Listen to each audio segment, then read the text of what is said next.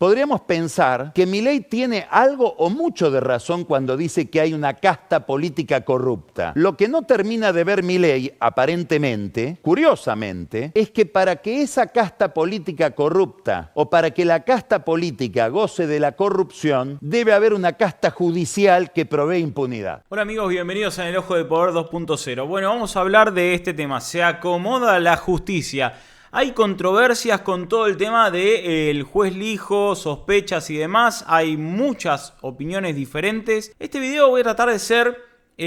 bueno, vamos a ver el recorte primero, pero voy a tratar de ser contundente en la postura real, la que no ven, la que muchos no están viendo. Personalmente, bastante de cerca vengo siguiendo a la justicia, también por mi profesión y demás. Ya muchos saben de mis opiniones en el canal, pero personalmente acá hay algo que realmente me llama la atención desde el lado del periodismo, la justicia y la política. Acá hay algo que todavía no sabemos. Quizás en este video podamos develar algo. Miren esto, hablaba Pagni de manera bastante aburrida como siempre de este tema, pero que no se puede esquivar el bulto a esto, hay que verlo. A Milei la Corte le resultaría, y le debe seguir resultando, un artefacto misterioso y amenazante, sospechas.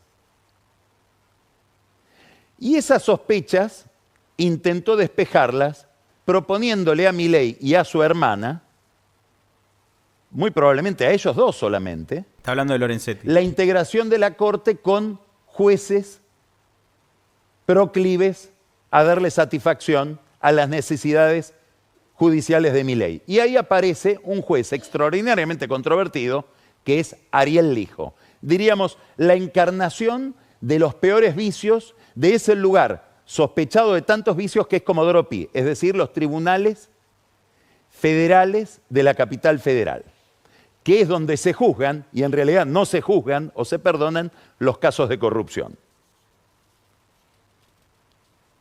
Lorenzetti logra que Milei y su hermana vean como muy favorable la candidatura del hijo y logra un segundo objetivo, que se reforme el método de designación de los jueces de la Corte para, por adelantado, designar también al reemplazante de Juan Carlos Maqueda, que se va a jubilar el 29 de diciembre. Y para ese cargo propone el gobierno a un jurista, diríamos de derecha, conservador, intachable desde el punto de vista ético y técnico, que es Manuel García Mansilla, decano de la Facultad de Derecho de la Universidad Austral, que como todos sabemos es una universidad ligada al Opus Dei. Hoy el gobierno postuló formalmente en el boletín oficial estas dos candidaturas, Ariel Lijo y Manuel García Mansilla. Manuel García Mansilla no genera reparos de tipo institucionales o morales, Lijo sí. Lijo ha desatado una ola de objeciones basada en instituciones y en voces de todo tipo de gente preocupada por la calidad institucional en la Argentina. Y ha abierto la candidatura del hijo una tensión en todas las fuerzas políticas, también en La Libertad Avanza. Hay razones para eso. Al hijo lo investigó infructuosamente, porque acá lo interesante no es solamente las cosas que hay que investigar, sino las dificultades que hay en la Argentina para que las investigaciones prosperen. Es decir, hay un aparato de impunidad muy bien montado. Se lo intentó investigar en el Consejo de la Magistratura y esa investigación abortó.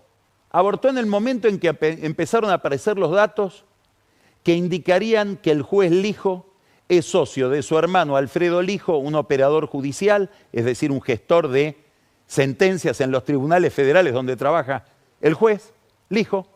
Eran socios, entre otras cosas, en un aras muy opulento, era el aras La Generación, dedicado a la cría de caballos de carrera en la ciudad de Dolores.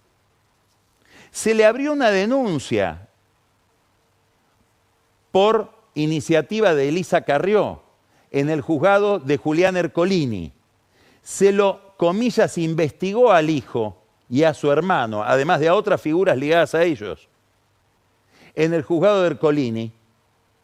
La investigación fue delegada en el fiscal Franco Picardi, Pero la pieza clave de toda la información que había respecto de los movimientos financieros del hijo y de su hermano, que era un informe de la UIF, no fue utilizado ni por el juez ni por el fiscal.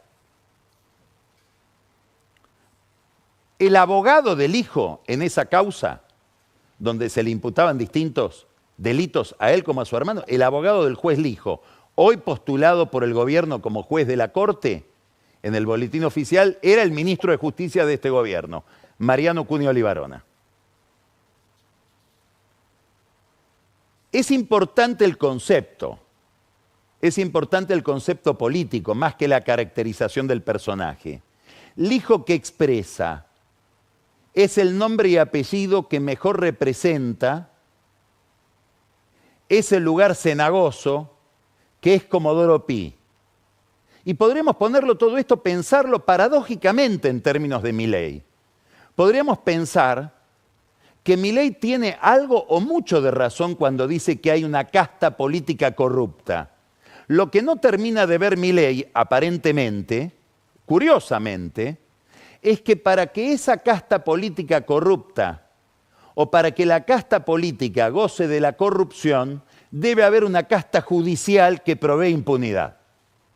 No hay casta política sin casta judicial. Y si uno mira la generación, la genética de Comodoro Pi, si uno se pusiera a mirar históricamente cómo fueron designados esos jueces, va a ver que fueron designados deliberadamente con un criterio que es proteger la corrupción de aquellos que los designaban. Y este problema arranca con Carlos Menem. Entonces hay una superposición de dos problemas. Un problema que todos los países tienen, que la política tiene en todos lados, corrupción. Otro problema que no en todos lados existe, impunidad, opacidad. Garantía judicial de que la corrupción no va a tener ningún problema. Eso es lo que encarna Lijo. Por eso Comodoro Pi está de fiesta. Hoy había en Infobae una nota, a mi juicio un poco exagerada si uno revisa la información, diciendo que todos los miembros de la Cámara Federal, es decir, el Tribunal de Alzada, que revisaría las causas que trata Lijo, esos jueces estaban todos a favor y emitieron una especie de acordada a favor de que Lijo sea juez de la Corte. Después cuando uno pregunta dice, no hubo ninguna acordada, en realidad fuimos 2 o 3 a los que nos llegó un formulario para que adhiramos a la candidatura y ni siquiera todos adhirieron algunos solamente. Hay una presión enorme de los amigos del Lijo para que ahora que empieza el periodo de impugnaciones de los candidatos a juez de la Corte en el Senado, haya pronunciamientos de distintos tribunales federales a favor del juez federal Lijo, como si fuera un representante de la corporación judicial.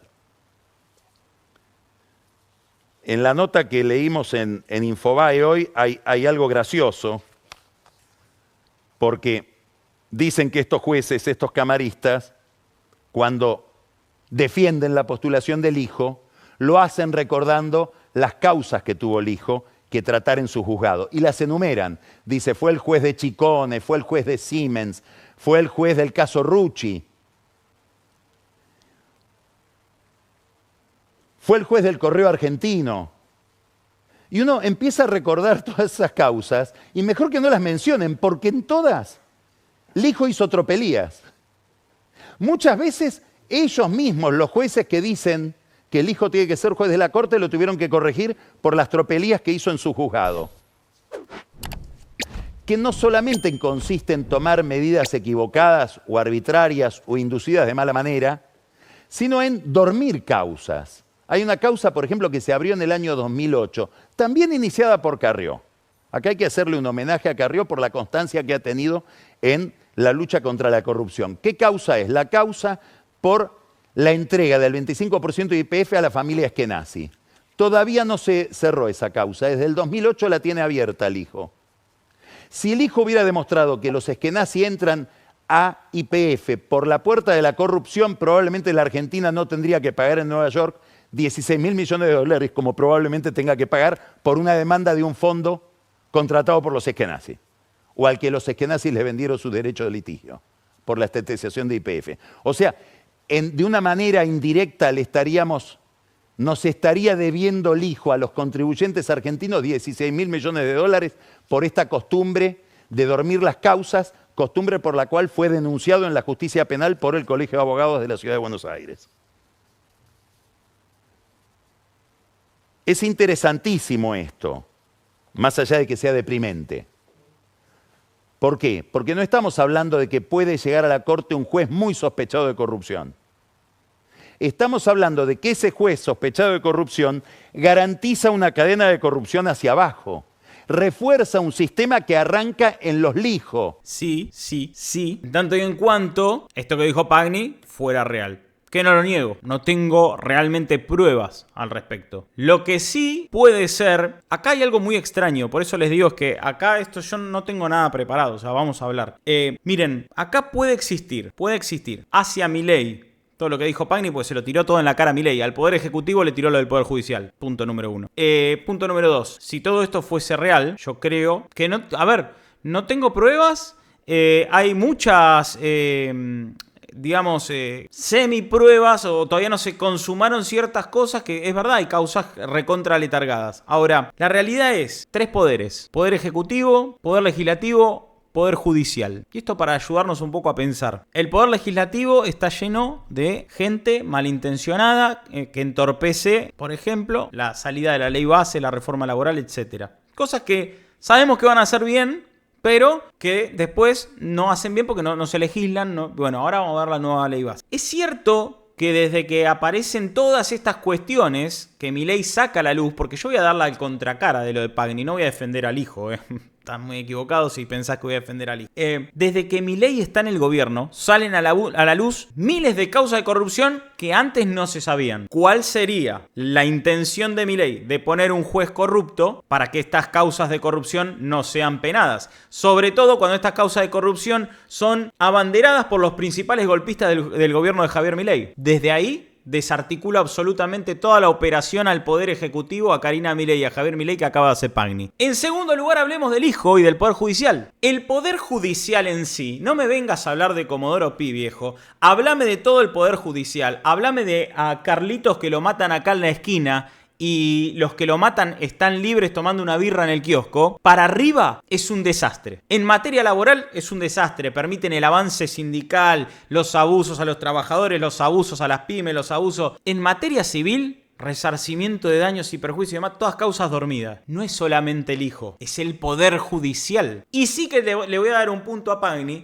en que la casta judicial es terrible y garantiza la impunidad no solamente de los corruptos, sino también de los asesinos, de los violadores. Y no solo eso, vamos a las cárceles, el sistema penitenciario. Por eso es que realmente es muy difícil proponer a alguien que esté limpio dentro de ese sistema corrupto, berreta, horrible, del cual yo soy abogado y decidí no ejercer la profesión porque vi todo eso bastante antes de que Pagni lo diga. Entonces, acá el rol fundamental no lo tiene Javier Milei ni el costo político de ese poder corrupto judicial horrible que tenemos. Acá el costo político lo pagamos los ciudadanos, porque queremos justicia en ámbitos más rápidos, asesinatos y demás, y no la hay. Porque tenemos abogados funcionales a la corrupción, porque hay jueces funcionales a la corrupción. ¿Digo todos? No digo todos, pero estoy muy cerca.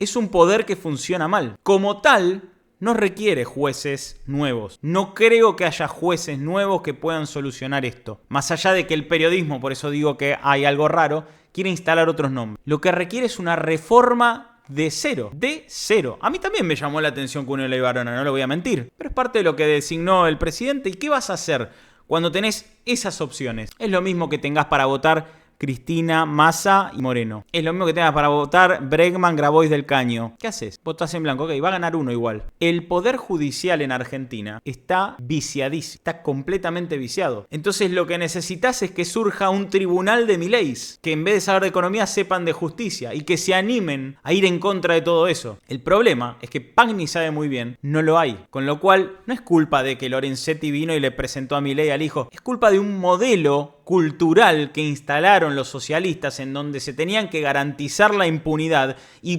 pudrieron todo y ahora está recontra podrido. ¿Y cómo salís de esta? Y me pedirás del otro lado, che, te banco, tenés razón, ¿cómo salís de esta? Y la verdad, ¿cómo salís de esta? Y bueno, hay que preparar nuevos jueces o tratar de identificar pibes, abogados bien, que estén en una generación no adoctrinada y no podría, no corrupta por todo eso, por el juez que quiere la secretaria, que ya sabemos de todo eso, que diga, ¿sabés de derecho? ¿Qué sabés? Y poner gente sin experiencia. Y esto es durísimo. Pero ¿saben el costo político que pagaría Javier Milei si pusiera personas sin experiencia al mando del Poder Judicial? Obviamente, muchos estaríamos, que eran de Milei y puso gente. Ahora, los operadores periodistas, los operadores de las redes, ¿por qué los kirchneristas operan con Lijo también y lo operan a Milei? Porque saben que de una u otra manera Milei trae las de perder con ese sistema horrible que hay, que es el Poder Judicial. Pero la realidad es que necesitas outsiders. Y los outsiders en el Poder Judicial tienen que saber de derecho. Y el tema es quién se mete, ¿no? Porque no es que son 1, 2, 3. Son igual que en el gobierno, miles de corruptos. Miles de embalijados. Y encima, con cargos de peso dentro de los diferentes procesos. Fiscales, jueces, abogados, defensores, fiscales. Entonces lo que necesitas realmente es un reacomodamiento total de un poder. Por eso es tan complicada la situación de Argentina. No es Milei, Pagni, no es Milei, kirchneristas. Es el daño que produjeron. Hay daños que se pueden construir a corto plazo y que se pueden reconstruir ciertos sectores a corto plazo, sacamos los ñoquis, recortamos. En el Poder Judicial no es así. ¿No es así? El Poder Judicial es un saneamiento que puede llevar mucho tiempo. Pero sí que puede haber outsiders sin experiencia y que lo salgan a criticar, pero que la gente lo salga a bancar, que den jurisprudencia correcta y metan preso a los políticos. Pero hay que salir a buscar outsiders y la gente se lo tiene que bancar. Y en esos outsiders puede hasta que haya errores por no tener experiencia dentro del Poder Judicial. Pero prefiero gente sin experiencia que esté aprendiendo y que aprenda bien